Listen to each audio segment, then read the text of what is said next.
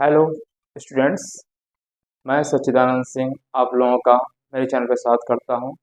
हम लोग class 9th की मैथ पढ़ा रहे हैं। हम लोग 7th चैप्टर ट्रायंगल त्रिभुज पढ़ा रहे हैं। इसमें अभी तक 2 वीडियो आ चुके हैं 7th चैप्टर के। जो अगर आप लोगों ने दो वीडियो नहीं देखे तो उसको मेरे चैनल पे चले जाइए और वहाँ के प्लेलिस्ट पे जा करके इन दोनों वीडियोस को देख लीजिएगा, तब तीसरा वीडियो देखिएगा तो आपको ज़्यादा अच्छे से समझ में आएगा। ठीक है, चलिए तो आज हम लोग जो चैप्टर चल रहा है त्रिभुज, ठीक है, इसका तीसरा पार्ट है। ठीक है, तो कल मैंने साइड एंगल साइड सर्वांक्षता नियम बताया था कि दो त्रिभुज कब सर्वांक्षम होते हैं, है ना। मैंने बताया था कि दो त्रिभुज सर्वांक्षम होते हैं अगर एक त्रिभुज की एक भुजा मतलब साइड एंगल साइड, ठीक है, एक त्रिभुज की दो भुजा और बीच का कोण दूसरे त्रिभुज के दो भुजा और एक कोण के बराबर हो तो त्रिभुज सर्वांक्षम होते हैं।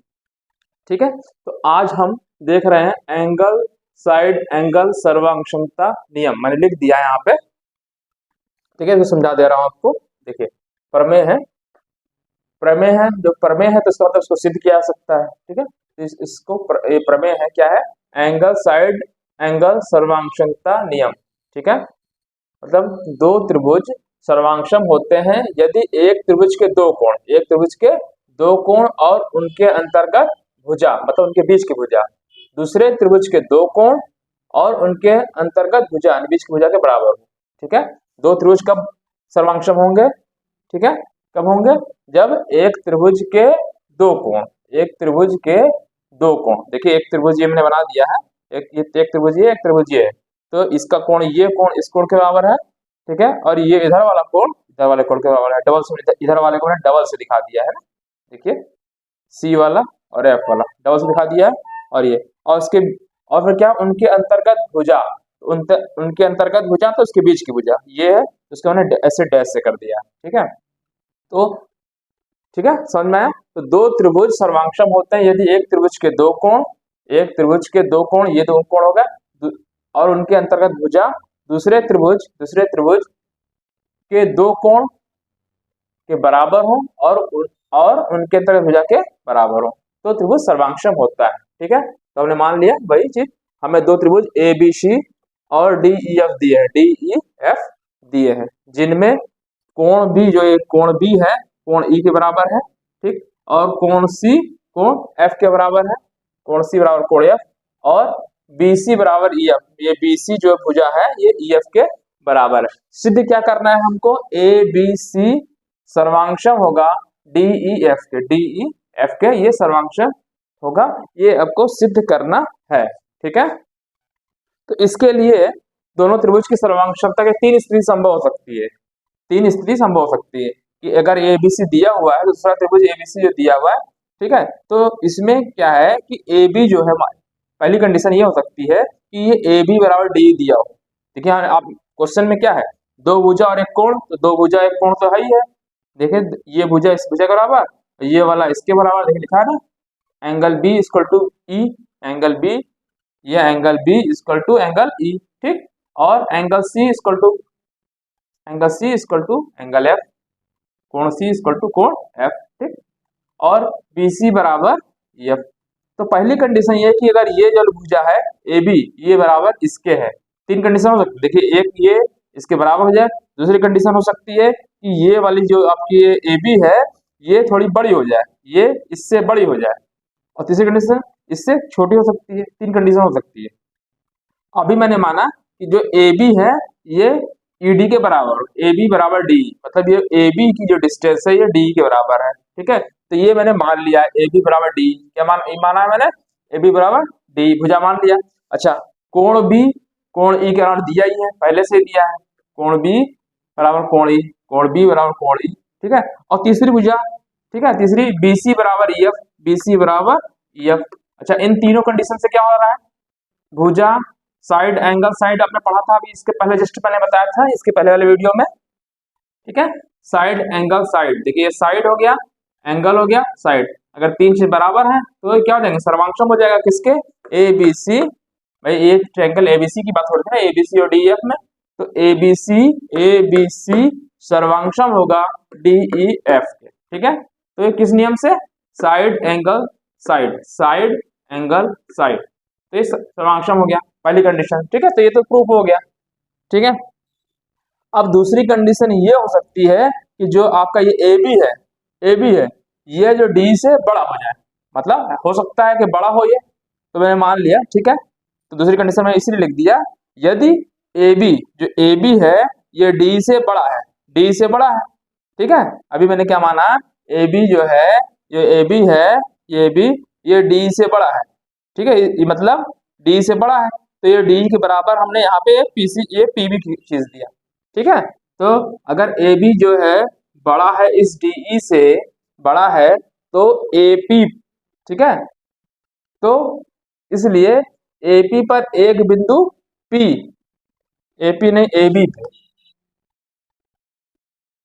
एक AB पर एक बिंदु P मैंने ऐसा ले लिया, P पर AB पर एक बिंदु P ऐसा ले सकते हैं कि ये PB बराबर D हो जाए, D बराबर हो जाए। मतलब ये बड़ा है, अगर ये बड़ा है इससे, तो क्या करेंगे, इसके बराबर हम डिस्टेंस यहाँ पे काट लेंगे, यही चीज कहने का मतलब है। ठीक है, तो मैंने वो जो काटेंगे तो बिंदु मान लिया P है। ठीक है, तो यदि AB is greater than, AB जो है D से बड़ा है, इसलिए AB पर एक बिंदु P ले लिया। ऐसा ले सकते हैं किस प्रकार से, जो PB बराबर ED हो जाए, PB बराबर D हो जाए। ठीक है, अब इस ट्रायंगल को ले लीजिए, PBC और DEF में, मैं लिख दिया ट्रायंगल PBC और DEF में।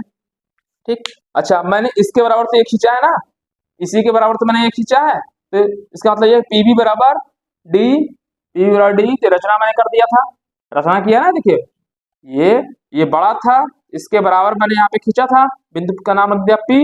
ठीक है, तो इसका मतलब PB बराबर ED हो जाएगा, P बराबर D, ED। ठीक है, रचना से मैंने लिख दिया। ठीक है, अच्छा ये कौन पहले से दे रखा है, B बराबर E, पहले से दे रखा है। अच्छा ये भुजा भी दे रखा है पहले से, BC बराबर EF, तो इससे क्या हो गया, फिर साइड एंगल साइड से क्या हो गया, PBC सर्वांशम हो जाएगा DEF के। ठीक है, सर्वांशम हो गया क्या, PBC सर्वांशम हो गया DEF के। ये चीज समझ में आ गया, किस नियम से, side angle side, side angle side नियम से। ठीक है, अच्छा अब ये त्रिभुज जो बना है और ये त्रिभुज क्या है, सर्वांशम है, तो सर्वांशम है तो इसका मतलब क्या होगा, संगत भुजाएं बराबर होंगी, मतलब संगत भाग बराबर होंगे, मतलब ये भुजा इसके बराबर होगा, ये भुजा इस वाले भुजा के बराबर होगा, ये वाला इसके बराबर होगा। सिमिलरली इस वजह से कोण भी, तो ये कोण इस कोण के बराबर होगा, ये वाला कोण इस कोण के बराबर होगा, और ये वाला जो कोण है, ये अंदर वाला PCB, ये वाला कोण DFE के बराबर होगा। ठीक है, तो वही मैं लिख दिया, तो वही चीज मैं लिख दिया, चूंकि दोनों यहाँ पे आया, इसके आगे का चीज ये हमने यहाँ लिखा है, देखिए। ठीक है, इसके आगे मैं एरो रेड पेन से एरो कर दे रहा हूँ, इसके आगे का पार्ट है आपका कहाँ पे, यहाँ से। ठीक है, क्या है, इसके आगे का पार्ट यहाँ पे, क्योंकि दोनों त्रिभुज सर्वांशम है। कौन सा त्रिभुज, PBC और DEF सर्वांशम है, क्योंकि दोनों त्रिभुज सर्वांशम है, इसलिए इनके संगत भाग बराबर होने चाहिए। संगत भाग मतलब संगत भुजा और संगत कोण। ठीक, तो हमें इससे इससे इसकी जरूरत है, PCB बराबर DFE। ठीक है, PCB बराबर DFE होगा।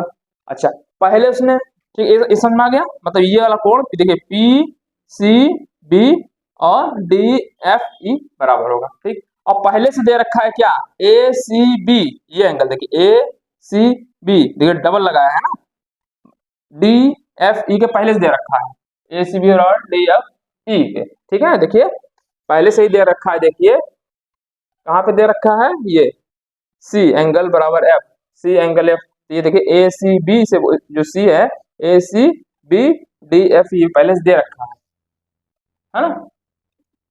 इसका मतलब ये हुआ, जब ये बराबर है, ठीक है, PCB बराबर DFE के, देखिए PC, ये तो आपका यहाँ से आ ही गया था, PCB बराबर, देखिए PCB बराबर क्या आया, DFE के, और दे क्या रखा है पहले से, ACF बराबर DFE के दे रखा है। इसका मतलब ये हुआ ACB, एंगल ACB बराबर होना चाहिए था क्या, किसके PCB के।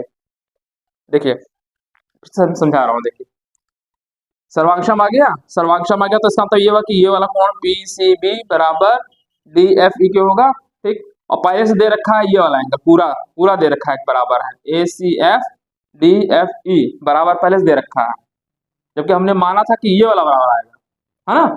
तो इसका मतलब ये हुआ कि जो ये कोण ये वाला कोण ये कोण एक ही है ना। मतलब कहने का था कि पी सी बी ही कोण है आपका ए सी बी के, यही चीज। तो जो एंगल ए सी बी है वही कोण है पी सी बी के, ठीक है, ये मतलब हुआ। तो ये तभी संभव है जब ये P यहाँ पे ओवरलैप, ये यहाँ पे आ जाना चाहिए था। तो ये तभी संभव है जब P A के साथ संपाती हो, P यहाँ पे हो तभी तो ये बराबर आएगा एंगल ए सी बी और ये, ठीक है, संपाती हो, संपाती मतलब एक ही जगह पे हो, एक ही पॉइंट हो।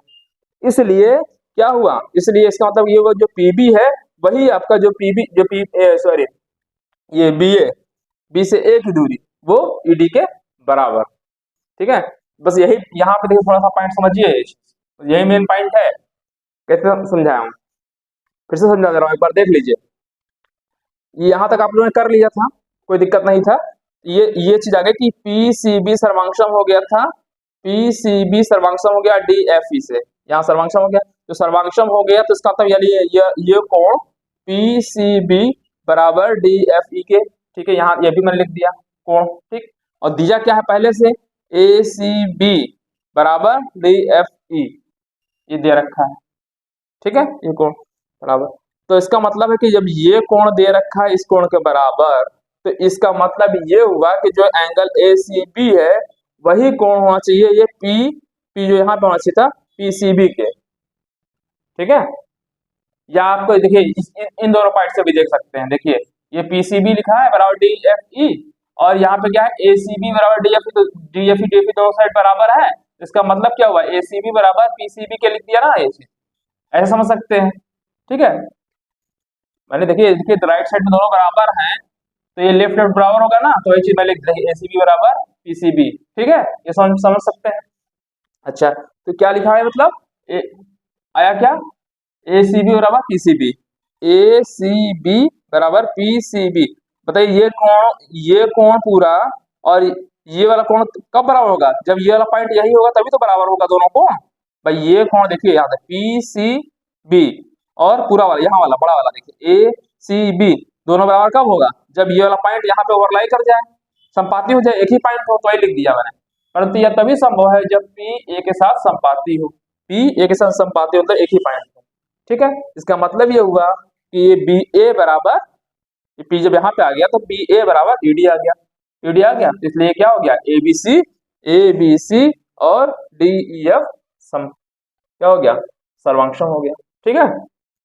तीसरा पॉइंट ये हो सकती है, अभी मैंने AB जो है बड़ा हो, AB जो है बड़ा हो, ठीक है। अब AB छोटा हो, AB क्या है छोटा हो D से, तो जब छोटा है तो इसके क्या करना पड़ेगा D पे एक अंदर साइड पे तो मानना पड़ेगा कोई पॉइंट या जो इसके बराबर हो, मैंने पॉइंट मान लिया। तो अगर AB छोटा है इस वाले से, ठीक है, छोटा है, तो हम DE पर एक यहाँ पे M मान लिया अंदर साइड, है ना, ले सकते हैं। किस प्रकार से ले सकते हैं, ME बराबर AB हो जाए, ठीक है। अब सेम इसी के प्रोसीजर को दोहराते हुए, ठीक है, वही लिख दिया मैंने। अब स्थिति सेकंड वाला ये सेकंड स्थिति का जो तर्क है दोहराते हुए हम निष्कर्ष निकाल सकते हैं क्या, AB बराबर जो AB है वो ED के बराबर हो जाए। इस प्रकार से ट्रायंगल ABC सर्वांक्षम होगा, ट्रायंगल, यहाँ ट्रायंगल का सिंबल लगा दीजिएगा DEF के आगे, ट्रायंगल DEF के, ठीक है। तो जब एक बार आपने सिद्ध कर दिया तो अगली बार सिद्ध करने की जरूरत नहीं होती है, ठीक है, तो आप डायरेक्ट लिख देंगे, ठीक है। तो ये सिद्ध हो गया, ठीक है। तो आपको बस ये याद रखना है साइड एंगल साइड मैंने बता दिया है, भुजा कोण भुजा।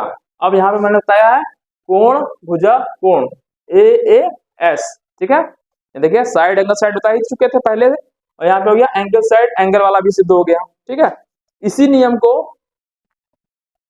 मतलब यहाँ पे क्या है देखिए दो भुजा और एक कोण, है ना, इसी इसको देखिए दो कोण एक भुजा, है ना, एंगल साइड, ठीक है। इसको इस तरह भी लिख सकते हैं एंगल एंगल साइड सर्वांक्षता नियम, दो त्रिभुज सर्वांक्षम होते हैं यदि इन त्रिभुजों के दो कोण के युग्म बराबर हों, दो कोणों के युग्म बराबर हों, दो कोण बराबर हों और उनकी संगत भुजाओं के युग्म बराबर हों तो भी त्रिभुज सर्वांक्षम होते हैं।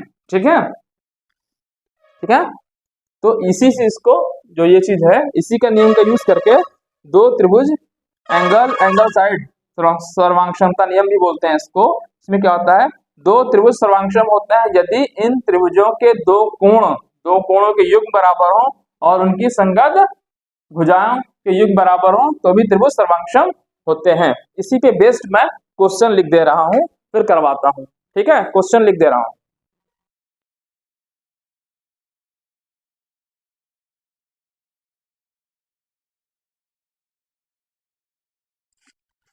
हेलो, आवाज आ रही है? कट गया था। हाँ, तो मैंने प्रश्न एग्जाम्पल नंबर 3 यहाँ पे मैंने लिख दिया है। क्या है क्वेश्चन? क्वेश्चन ये है रेखाखंड, क्वेश्चन मैंने लिख दिया है रेखाखंड ए बी एक अन्य रेखाखंड सी डी के समांतर, ये इसके समांतर दिया है। रेखाखंड ए बी सी डी के समांतर है और ओ रेखाखंड ए डी का मध्य बिंदु है। ठीक है, दर्शाना है आपको। ठीक है, क्वेश्चन समझ में आ रहा है? रेखाखंड ए बी एक रेखाखंड सी डी के समांतर है। ठीक है, और ये रेखा मिली हुई है ऐसे। ठीक है, और ओ रेखाखंड एडी का मध्य बिंदु है। मध्य बिंदु है मतलब कि यानी ए ओ बराबर ओडी दिया है। ठीक है, तो आपको दर्शाना क्या है, ए ओ बी सर्वांक्षम डी ओ सी के। ठीक है, और दूसरा चीज प्रूफ करना है जो ओ है रेखाखंड बीसी का मध्य बिंदु है। मतलब जो ओ है अभी तो एडी का मध्य बिंदु है तो अब इसका भी मध्य बिंदु है, ये सिद्ध करना है। ठीक है, क्वेश्चन समझ में आ गया होगा आपको? क्वेश्चन तो सिंपल सा है। ठीक है, तो इसका हल देखिए।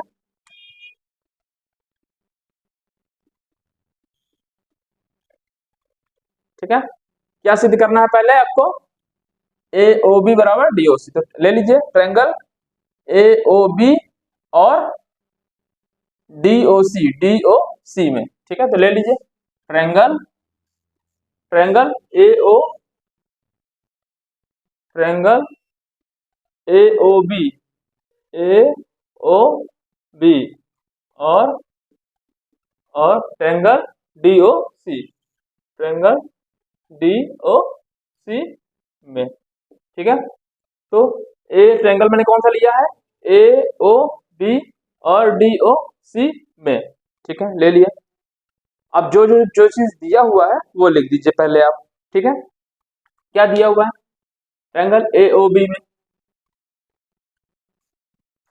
ये भुजा इस भुजा के बराबर दिया हुआ पहले से दे रखा है। देखिए रेखाखंड ए डी का मध्य बिंदु है ओ। ठीक, अच्छा, और क्या दे रखा है, देखा जाए एकांतर कोण भी देखिए, ये जब ये इसके समांतर है और तिर्यक रेखा काटती है तो एकांतर कोण बराबर होते हैं। ठीक है, तो इसका मतलब नहीं ये कोण इस कोण के बराबर हो जाएगा, या आप ऐसे लिख सकते हैं, किसी साइड से लिख सकते हैं। ठीक है, तो मैं इस चीज को लिख दे रहा हूं। ठीक है, तो पहला चीज मैं ले रहा हूँ एकांतर कोण ही ले लेते हैं। ठीक है, चलिए तो मैं ले लेता हूँ एकांतर को। मैंने आपको बताया, देखिए जब दो समांतर रेखाएं होती हैं, एक तिर्यक रेखा काटती हैं तो एकांतर कोण बराबर होता है, नहीं ये कोण इस कोण के बराबर हो जाएगा। ठीक है, या हम इसको भी लिख सकते हैं, ये भी तो तिर्यक रेखा ही है ना, ये भी तिर्यक रेखा है तो ये एकांतर कोण बराबर हो जाएगा। ठीक है, किसी एक को ले सकते हैं तो हमने ले लिया, चलिए यही ले लेते हैं ए बी ओ। ठीक है, एंगल क्या मैंने लिया, ए बी ओ बराबर क्या हो जाएगा, ओ सी डी। ठीक है, एंगल दूसरा लेते हैं राइटर, एंगल क्या लिया, A B O, angle A B O बराबर O C D, angle O C D. क्यों, एकांतर कोण बन रहा है।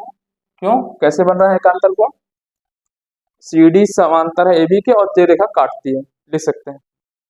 ठीक है, इसी चीज को आप लिख दीजिए एकांतर कोण, और तिर्यक रेखा, तिर्यक रेखा, ठीक है, सीबी या बीसी लिख दीजिए, तिर्यक रेखा बीसी, तिर्यक रेखा बीसी और सीडी समांतर, और सीडी पैरेलल टू एबी, ये चीज आपने कारण लिख दिया, ठीक है। एकांतर कोण, एकांतर कोण है एबीओ, लिख दिया एबीओ, और ओसीडी एकांतर कोण है, ठीक है। क्यों? क्योंकि तिर्यक रेखा, जो तिर्यक रेखा बीसी है, तिर्यक रेखा बीसी एबी और सीडी को काटती है, ठीक है, तिर्यक रेखा काट रही है, ठीक है, पैरेलल टू लिख दिया सीडी पैरेलल टू एबी, ठीक है। अच्छा अच्छा, तो यानी ये कोण तो मिल गया हमको, एक कोण मिल गया, एक आप कोण और ले लें भाई, देखिए एक कोण हो गया, और क्या भाई, इस ट्रायंगल की बात कर रहे हैं तो एक कोण मालूम हो गया, ये भुजा हो सकती है, चाहे तो ये भी कोण भी हो सकता है, ठीक है, तो हम भुजा ले लेते हैं, ठीक है। अब कई तरीके से इसको सिद्ध कर सकते हैं, ठीक है, चलिए। तो ये ओ ए बराबर ओडी है, पहले से दे रखा है, देखिए लिखा है, क्या लिखा है, ओ रेखाखंड एडी का मध्य बिंदु है, तो इसका मतलब ए ओ बराबर ओडी है ना, ए ओ बराबर ओ डी दे रखा पहले से ही, ओ रेखाखंड एडी का मध्य बिंदु है, इसका मतलब ये इसके, ठीक है, ए ओ बराबर ओ डी, ठीक है, लिख सकते हैं चाहे तो, रेखाखंड लिख सकते हैं ओ एडी का मध्य बिंदु है, ओ एडी का मध्य बिंदु है इसलिए, ठीक है, दिया है पहले से ही, तो चाहे लिखें चाहे ना लिखें, ठीक है, चलिए। और ठीक है, यानी मतलब आपको मालूम चल गया, एक कोण ये मालूम चला गया, एक भुजा मालूम चला गया, ठीक है, और अभी दो चीज मालूम चली, एक चीज हमको और मिल जाए, एक कोण कोई मिल जाए, तो ये कोण ले सकते हैं क्या, देखिए जब दो रेखाएं काटती हैं तो शीर्षाभिमुख कोण बराबर होते हैं ना, तो सी ओ डी बराबर ए ओ बी हो सकता है कि नहीं हो सकता है ना, हो जाएगा भाई, दो रेखाएं कट करती हैं तो ये इधर का कोण इस साइड का होगा, शीर्षाभिमुख कोण बोलते हैं ना, तो यानी A O B, angle A O B, angle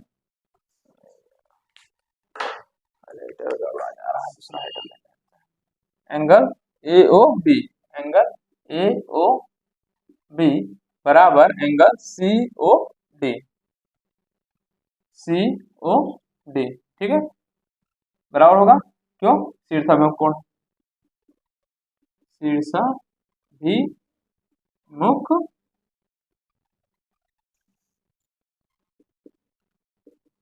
ठीक, तीन चीजें मिल गई, कोण, एंगल, साइड एंगल, अभी जस्ट इसके पहले पार में बताया था, है ना, तो ये क्या हो गया, सर्वांक्षम हो गया, कौन सर्वांक्षम हो गया, ए ओ बी, देखिए ए ओ बी सर्वांक्षम हो गया डी ओ सी, ठीक है, इसलिए इन दोनों से, इन तीनों से, है ना, एंगल साइड एंगल से, ठीक है, तो ट्रायंगल, जल्दी कैसे हो जा रहा है,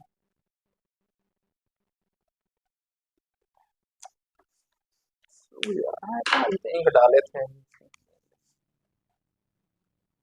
ट्रायंगल ऊपर करके लिखते हैं, ए ओ बी सर्वांक्षम होगा किसके, डी ओ सी के, ठीक है, सर्वांक्षम हो गया किस नियम से, angle side angle, angle side angle सर्वांगक्षमता नियम से, सर्वांग क्षमता नियम या सिर्फ नियम लिख दे तब भी हो जाएगा, ठीक है, नियम से, ठीक है, ये हो गया, तो पहला चीज तो आपका प्रूफ हो गया ए ओ बी, ठीक है, देखिए मैंने फिर से समझा दे रहा हूँ क्या किया था मैंने, ए ओ बी लिया और डी ओ सी लिया, ठीक, ठीक है, अच्छा क्या कर दिया मैंने, ए बी ओ, ये बी है, बट गया है, ठीक है, A B O angle O C D बराबर होगा, क्यों, एकांतर कोण होगा, क्यों, क्या हो जाएगा, देखिए ये वाला कोण इस कोण के बराबर, वही मैंने लिख दिया ए बी ओ बराबर ओ सी डी। किस नियम से? एकांतर कोण से। ठीक है, एकांतर कोण क्या होता है कि दो समांतर रेखाओं को एक त्रिरेखा काटे, तो ये लिख दिया तिर्यक रेखा बीसी और सी डी समांतर टू सी डी समांतर है ए बी के, लिख दिया मैंने। ठीक, फिर दूसरा चीज मैंने क्या दिखाया, ये चीज दिया हुआ है एक भुजा, है ना, ये ए ओ बराबर ओ डी। ठीक, तीसरा ये कोण देखिए, दो रेखाएं कट कर रही हैं तो शीर्षों में कोण बराबर होते हैं, इसलिए ए ओ बी बराबर डी ओ सी या सी ओ डी, बात वही है, शीर्षों में कोण बराबर होगा। इसलिए इन तीनों को मिला करके देखिए सर्वांशम हो गया किस नियम से? एंगल साइड एंगल सर्वांशमता नियम से। ठीक है, तो ये हो गया पहला प्रूफ हो गया। दूसरा देखिए, तो ये पहला पार्ट था आपका, एक प्रूफ हो गया। सेकंड पार्ट यहाँ कर लेते हैं। सेकंड पार्ट ये सिद्ध करना क्या है, ओ बीसी का मध्य बिंदु है। अब देखिए इसका तो मध्य बिंदु था इस वाले रेखा का, अब इस वाले का मध्य बिंदु है नहीं इसका, तो कि ये, ठीक है भाई, इसका मध्य बिंदु कब हो सकता है कि ये बराबर ये हो, तो हम प्रूफ कर चुके हैं। देखिए ये प्रूफ कर चुके हैं ना, तो ये प्रूफ कर चुके हैं कि ये सर्वांश इसका था कि ये भुजा इस भुजा के बराबर होगी ना भाई। देखिए ये ट्रायंगल और ये ट्रायंगल क्या है? सर्वांशम है। ठीक है, देखिए इसको उलट दीजिए ऊपर ऐसे। ठीक है, तो ये मैंने पहले इसको देखो प्रूफ कर चुके हैं ना, तो लिख दीजिए पहले तो triangle A O B triangle D O C सर्वांशम है, प्रूफ कर चुके हैं, सिद्ध कर चुके हैं, सिद्ध कर, ऊपर लिख दीजिए चुके हैं, ऊपर सिद्ध कर चुके हैं, ऊपर सिद्ध कर चुके हैं, ये सिद्ध कर चुके हैं। अच्छा, जब ये है तो तो तो क्या होना चाहिए? OC बराबर ओ बी के होना चाहिए। किस नियम से? CPCT मैंने उस दिन बताया था क्या होता है, corresponding part of corresponding triangle, या आप लिख सकते हैं दो सर्वांशम त्रिभुज में संगत भाग बराबर होते हैं। अगर CPCT आप नहीं लिख रहे हैं, लिखना चाहते हैं, या तो CPCT लिख दीजिए, आपके बुक में CPCT लिखा हुआ है डायरेक्टली। CPCT का मतलब होता है corresponding part of corresponding triangle. ठीक है, ठीक है, करस्पॉन्डिंग CPCT बोलते हैं शॉर्ट में, या आप सीधे सीधे अगर लिखना चाहते हैं, इसको नहीं लिखना चाहते हैं CPCT को, तो लिख दीजिए सर्वांग, नीचे लिख दीजिए सर्वांशम त्रिभुज में क्या होता है? संगत भाग बराबर होते हैं। देखिए करस्पॉन्डिंग पार्ट, करस्पॉन्डिंग ट्रायंगल, तो देखिए तो करस्पॉन्डिंग तो संगत भाग करस्पॉन्डिंग पार्ट है, संगत भाग बराबर होते हैं किसके? सर्वांशम त्रिभुज के, करस्पॉन्डिंग या कॉन्ग्रुएंस ट्रायंगल। ठीक है, सर्वांशम त्रिभुज। ठीक है, तो सर्वांशम त्रिभुज में संगत भाग बराबर होता है, चाहे तो ये लिख दें चाहे तो CPCT लिख दें। ठीक है, समझ में आ गया? OC बराबर OB। अच्छा, OC बराबर OB जब मिल गया तो इसका मतलब क्या हुआ? ये जब OC बराबर OB है तो इसका मतलब क्या हो गया? OBC का मध्य बिंदु होगा कि नहीं हो गया भाई? ये जो OB बराबर OC है, ठीक, तो इसका मतलब BC का मध्य बिंदु तो हुआ, तो इसका मतलब हुआ, इसलिए अतः, ठीक है, OC बराबर OB हो गया, अतः क्या है? O रेखाखंड BC का मध्य बिंदु, BC का मध्य बिंदु। समझ में आ गया होगा आप लोगों को? ठीक है,